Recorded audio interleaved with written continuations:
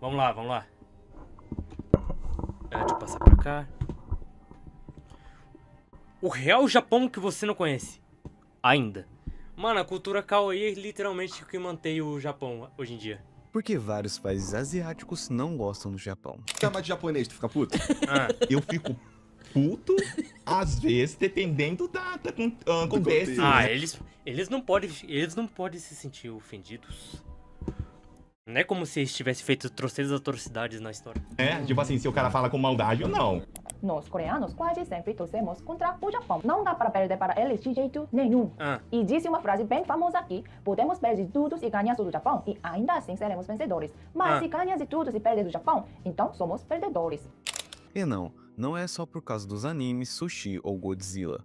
A história por detrás disso é profunda, cheia de camadas e envolve séculos de conflitos, ocupações e até o memória Japão literalmente se achou que era o Japão por influência dele, achou que eles eram os verdadeiros asiáticos. que até hoje ecoam na relação entre esses países. E olha, se você acha que esse é um papo de livro de história chato, se enganou. A gente vai falar de filmes, de cultura, de política e até com as relações que influenciam o mundo de hoje. Então, já prepara Vamos lá. um café e senta que lá vem história. O começo de tudo, a expansão japonesa. Para entender essa relação complicada, a gente precisa voltar um pouco no tempo. E não é tão pouco assim não. O Japão foi A muito gente vai lá influenciado para o final do pela século China. XIX. Eles faziam início comércio entre eles. do século XX. Nessa época, o Japão estava passando por uma transformação gigantesca, conhecida como a Era Meiji. O país que tinha sido fechado para o mundo por séculos decidiu se modernizar rapidamente, e então eles olharam para os países ocidentais e disseram que queriam isso também. E aqui vai uma curiosidade. Com relação dessa Era Meiji que estava se iniciando, se vocês assistiram o filme O Último Samurai, que o Tom Cruise interpreta, vai ver Que essa não relação tem nenhuma curaça histórica, é besteira, bullshit. muito interessante da expansão japonesa, querendo se modernizar tanto no armamento, tanto na questão do exército, nas armas. Assistam esse filme O Último Samurai que vocês vão gostar muito. Então, voltando para o vídeo, só que para o Japão se tornar uma potência, ele começou a expandir seu território. E é claro, isso não foi muito bem recebido pelos seus vizinhos. A primeira grande conquista foi a Guerra Sino-Japonesa, de 1894 a 1895, onde o Japão invadiu a Coreia, que era um protetorado chinês, e a Primeira Guerra Sino-Japonesa começou. E os japoneses venceram.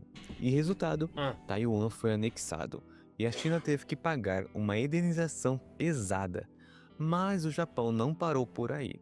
Em 1904, entrou em uma guerra com a Rússia pela Manchúria e Port Arthur. Meu A Deus. vitória japonesa foi um choque global, Russo-japonesa, essa aí porque foi foda. ninguém imaginava que um país asiático derrotaria uma potência europeia. Onde o Japão mostrou ao mundo que era uma força para ser reconhecida e temida. Mas por detrás dessa vitória, havia um discurso de libertação da Ásia, o pan-asianismo. O Japão se via como um protetor contra o colonialismo europeu, mas na prática queria explorar recursos e territórios.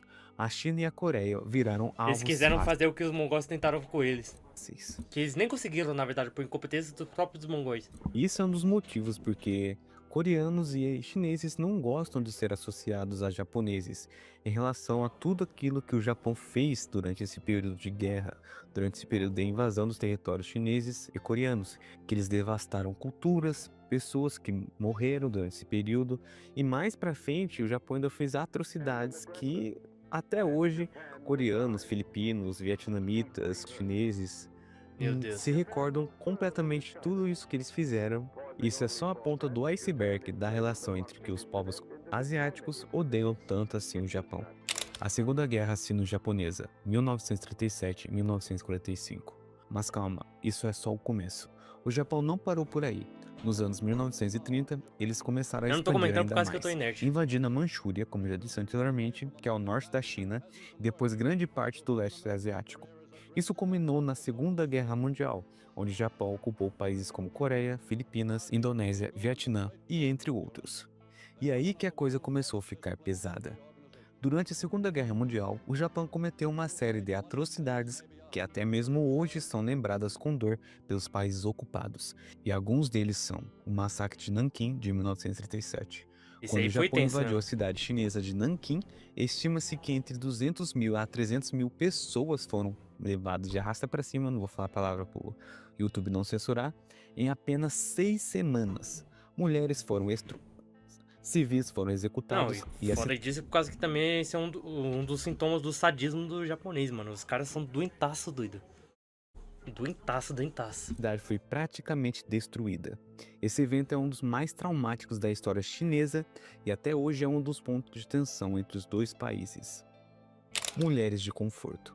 Durante a guerra, o Japão forçou milhares de falando. mulheres, principalmente da Coreia e da China, a se tornarem escravas sexuais. É, tipo que nem em 1600, quando os europeus portugueses chegaram aqui, eles pegaram algumas mulheres japonesas pra levar lá pra Europa pra virar escravas também. Para os soldados japoneses. Essas mulheres, conhecidas como mulheres de conforto, sofreram abusos horríveis e muitos nunca conseguiram superar o trauma. Trabalho forçado. Coreanos, chineses e outros povos asiáticos foram forçados a trabalhar em condições desumanas para o Japão, muitas vezes em minas ou fábricas. Muitos morreram de fome, doenças ou exaustão. E como não esquecer da unidade 731, que foi uma divisão do Meu exército Deus. imperial japonês durante a Segunda Fazer Guerra pesquisas. Mundial, que foi responsável por realizar experimentos humanos brutais, localizada na Manchúria ocupada. Essa unidade foi oficialmente chamada de Departamento de Prevenção de Epidemias e Purificação de Água. Isso foi uma fachada para mascarar seus reais objetivos com essa divisão. Criada em 1936 e liderada pelo general Shiro Ishii, a unidade 731 Meu tinha como Deus. foco principal a pesquisa de armas biológicas e químicas. No entanto, seus métodos incluíam experimentos desumanos em prisioneiros de guerra civis chineses, coreanos e de outras nacionalidades. As vítimas eram chamadas de marutas, ou toras de madeira, um termo desumanizador que destacava o desprezo pelos indivíduos usados nos Vídeo pra gerar experimentos. literatura. Os Mano, por experimentos que vídeos tipo de história, gravações de acontecimentos, de coisa. Até o vídeo do discurso do Bigodinho, eles literalmente botam direito autoral, tipo. Como assim? É história sendo contada. Eles vão lá e querem ganhar dinheiro por cima, quer ter direito a uma gravação. Pô, isso não faz sentido nenhum, mano. realizados pela essa unidade incluíam exposição a doenças. Prisioneiros eram deliberadamente infectados com patógenos como peste bubônica, antraz, cólera e outras doenças mortais para estudar os efeitos no corpo humano. Congelamento e descongelamento. Os cientistas testavam Meu os Deus. limites da resistência humana, Colocaram até como verme nos congelar caras. partes do corpo das vítimas e, em seguida, submeterem nas diferentes métodos de descongelamento para estudar gangrenas e necroses. Vivissecção. Muitos experimentos eram realizados sem anestesia para entender os danos causados pelas doenças e ferimentos em órgãos internos. Testes de armas. Os prisioneiros eram usados como alvos para testar granadas, Olha que lança-chamas merda. e outras armas. E sabe o que é mais interessante? O cinema tem sido uma forma poderosa de contar essas histórias. Vou citar alguns filmes que retratam esse Japão tão odiado pelos povos asiáticos. Cidade da Vida e da Morte, 2009. Esse filme retrata o massacre de Nanquim de uma forma crua e realista. Ele não poupa detalhes e é justamente por isso que é tão impactante. A Batalha de Okinawa, 1971. Esse filme foi feito pelo próprio Japão, mostra a Batalha de Okinawa durante a Segunda Guerra Mundial. Esses É filmes são do interessante caralho, porque mano. mostra como os japoneses também sofreram, mas também como eles foram vistos como opressores pelos okinawanos. The Battleship Island. Esse Não, mas filme eles literalmente eles tratam os Okinawanos como subespécie, doido. Tecnicamente, os Okinawanos e os Ainus são indígenas de lá, mas... retrata a exploração Não tanto os Okinawanos, porque eles são mais civilizados. dos trabalhadores coreanos durante a ocupação japonesa. E também filmes como Ip Man 1, que retrata como foi na Segunda Guerra Mundial, o Japão tendo invadido a China, aquele confronto de superioridade, tentando submeter o povo chinês ao Japão imperial. E é um filme também que retrata Ip Man é uma muito parte foda, que mano, é muito aconteceu bom esse nesse filme. evento histórico. Mas não para por aí. Até mesmo no Japão, cineastas têm explorado esses temas. Um exemplo é o filme O Túmulo dos Vagalumes, que, embora seja uma obra japonesa, mostra o impacto devastador da guerra sobre as pessoas comuns, e é um lembrete de que a história tem muitas camadas e perspectivas. Esses filmes são tão importantes porque sempre são os ajudam a velhos manter que faz viva a merda, memória desses eventos. E memória, pessoal, é algo que não pode ser apagada. Agora você pode estar pensando, mas a guerra acabou há quase 80 anos, por que isso ainda é um problema? E a resposta é negacionismo. Depois da guerra, o Japão nega. se reconstruiu rapidamente e se tornou uma potência econômica. Só que, em vez de enfrentar seu passado de frente, muitos líderes japoneses preferiram minimizar ou até negar as atrocidades cometidas. Por exemplo, visitas ao santuário Yasukuni. Esse santuário homenageia os soldados japoneses que morreram na guerra, incluindo criminosos de guerra condenados. Quando políticos japoneses visitam o santuário, Não, isso é tem. Às vezes eles vão lá e condenam, mas eles na verdade aposentam o cara. visto como uma afronta pelos países que sofreram com a ocupação. E também os livros didáticos. Alguns livros didáticos japoneses foram acusados de omitir ou suavizar os eventos de guerra. Isso gera muita revolta, especialmente na Coreia do Sul e na China. E eu não sei se vocês sabem, mas tem um historiador chamado Ienaga Saburo, que ele escreveu um livro didático da história chamado New Japanese Story, que foi submetido a um processo de aprovação do ministro da Educação do Japão. No entanto, o governo exigiu várias alterações no conteúdo, Meu Deus. especialmente em relação à descrição de crimes de guerra cometidos pelo Japão durante a Segunda Guerra Mundial. Ienaga considerou essas exigências uma violação de liberdade de expressão e iniciou uma série de processos judiciais contra o governo, que ficaram conhecidos como os processos dos livros didáticos de Ienaga. Pra vocês verem, pessoal, o Japão não é todo assim, kawaii, bonitinho. Não, aí o problema é essa cultura kawaii mesmo. Isso é... Que também era tipo uma Teoricamente- revolução esquerdista que por incrível que pareça, a direita conseguiu absorver e transformar isso em algo em algo bom. Bom assim, tipo, bom pra imagem do Japão. Na verdade, era um movimento esquerdista, progressista, que era pra ser, tipo, uma revolta, mas era uma merda. Aí os caras, eles vão querer fazer isso. Vamos tomar isso aqui e tirar algo que pode ser útil pra gente. Ficou bom. Ah, mas isso é opressão, ditadura, que não sei o que. O Japão antes tava bom, agora ficou uma merda. Mas antes tava Triste, bom. né? Vítima dos Ah. acontecimentos.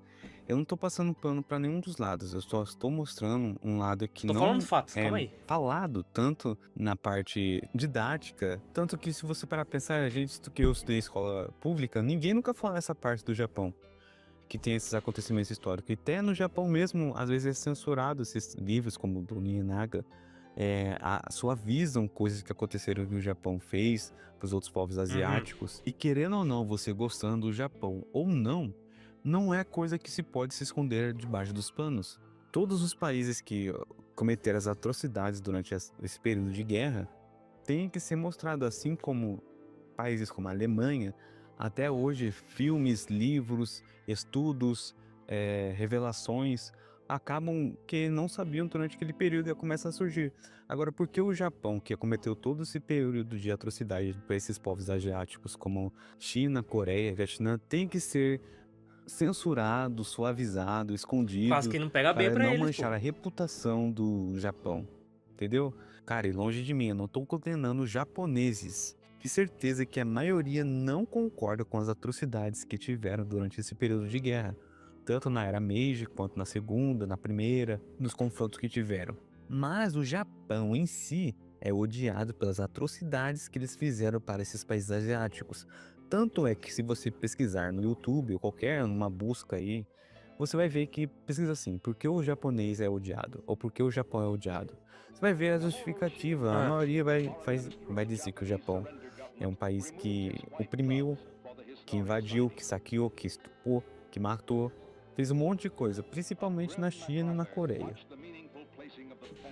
E não é eu que estou dizendo isso, é a história que está dizendo isso. Agora, por causa desse evento aí, o Japão quer meio que As motos, mano. passar um pano, né, nesse século perdido, que não é pra revelar. E os manos literalmente eles não têm vontade nenhuma de falar sobre a história. Quase que além de não pegar bem, o Estado vai lá e rompe. E falar em censura, pô. O mundo que aconteceu, porque o Japão não é de todo coitadinho, entendeu? Eu amo o Japão na cultura japonesa. Eu gosto de animes, mangás, a cultura em si. Mas esse fato histórico que aconteceu no Japão não pode ser encoberto. Assim como no Brasil tem muitas coisas que a gente pode se orgulhar de ser brasileiro e outras coisas a gente também não. Tipo assim, a gente tem. A gente ama ser brasileiro, a gente ama o Brasil, mas a gente não ama, tipo, certas coisas que acontecem no Brasil, se é que você me entende. É. E é isso que acontece às vezes. Eu acho que você. Quando eu pergunto, eu acho que você tá confundindo com o nacionalismo com patriotismo. Não é a mesma coisa, cara. Não é a mesma coisa. No Japão. Eu só estou mostrando curiosidades, fatos que aconteceram no Japão que muitas vezes a mídia, a gente não tem acesso realmente ao que aconteceu de verdade. E embora que o Japão tenha se desculpado oficialmente várias vezes, muitos acham que essas desculpas não foram sinceras ou não foram acompanhadas de ações concretas com uma indenização adequada. Mas aí você pode... Mano, mas esse negócio de, tipo, reparação histórica é besteira, mano. Ninguém é obrigado tipo, assumir o erro dos outros. Tipo, a dívida passar pro filho, um bagulho desse. Isso não existe, não deveria, né? Ah, mas o outro vai sair no prejuízo. Aí é foda, mano. Perguntando, mas e hoje? Como isso afeta as relações entre esses países? Bom, as tensões ainda existem, mas também há sinais de melhora. Por exemplo, Coreia do Sul e Japão.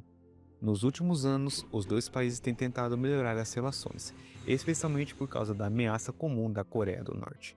Em 2019, eles até reestabeleceram acordos de compartilhamento de inteligência militar. China e Japão. A relação entre China e Japão é mais complicada, principalmente por causa das disputas territoriais no Mar da China Oriental. Cultura pop. Curiosamente, a cultura pop... A China tá tendo muita influência na cultura pop, principalmente na produção de animes. Porra, a China praticamente não, ela vai tomar a indústria de jogos e a indústria de animações. Ih, cara, eu tô batendo no microfone aqui. Ela vai tomar, mano. Os animes, por exemplo, eles tô começando a pegar, que nem nos outros mercados, tipo, os mercados de produção de serviços, de produtos, eles vão pegar a mesma coisa. Eles estão pegando experiência lá no Japão.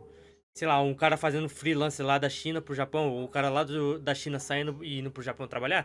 Eles estão lá, estão mandando os caras ir lá trabalhar pro japonês, pra eles pegar as habilidades dos japoneses pra eles trazer pra China, pra eles literalmente tomar o conhecimento e fazer as próprias produções. A produção de jogos e de anime e a produção de jogos e de animações pode ter certeza, vai ser dominada pela China daqui a uns 5 anos. E tem sido uma ponte entre esses países. K-pop, doramas, coreanos, animes japoneses, tudo isso ajuda a aproximar as pessoas, especialmente os mais jovens. Então agora... Foda é que a China fica toda hora censurando os animes. Agora vamos falar sobre algumas curiosidades que você talvez não conheça sobre essa relação complicada entre o Japão e os países asiáticos. As disputas pelas ilhas Dokdo Takeshima. Coreia do Sul e Japão brigam até hoje pela soberania de um grupo pequeno de ilhas no Mar do Japão.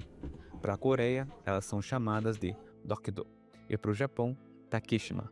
Essa disputa é tão acirrada que já virou até tema de protestos e campanhas nacionalistas nos dois países.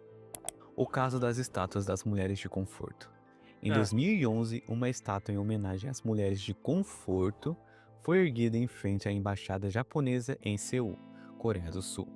O Japão pediu a remoção da estátua, mas a Coreia se recusou.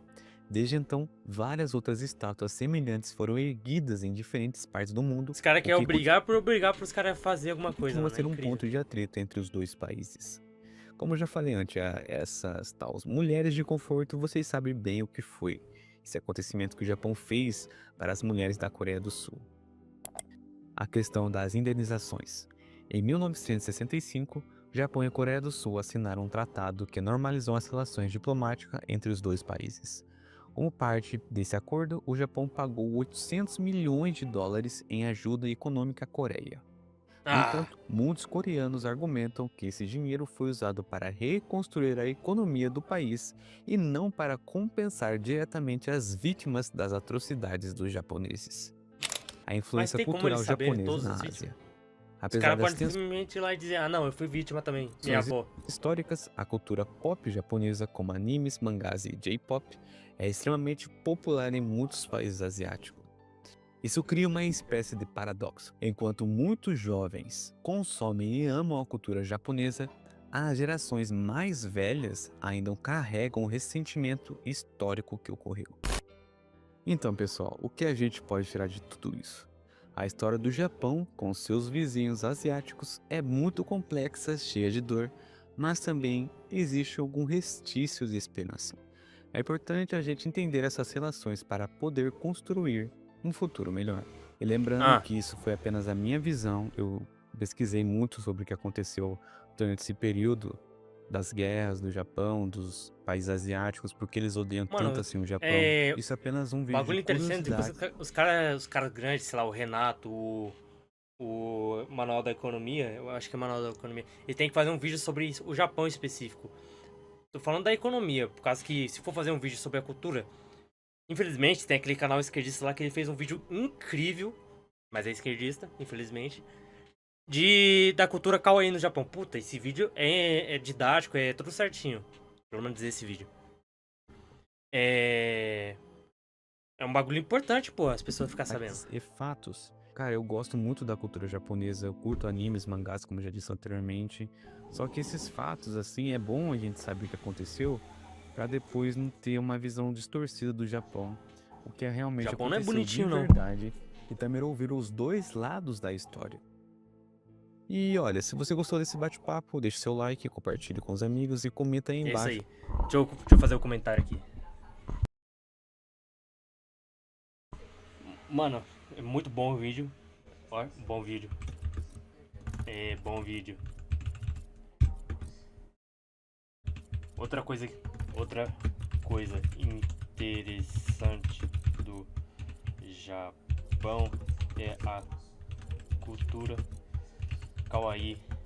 Kawaii era um movimento progressista que os eles chamam de tradicionalista lá no Japão. Vou chamar de tradicionalistas tomaram e transformaram em algo comercial e muito lucrativo. Lucrativo. O que foi bom. O que é bom pra caralho. Calma aí. O que foi bom. Cara. Puta, mano, pior que esse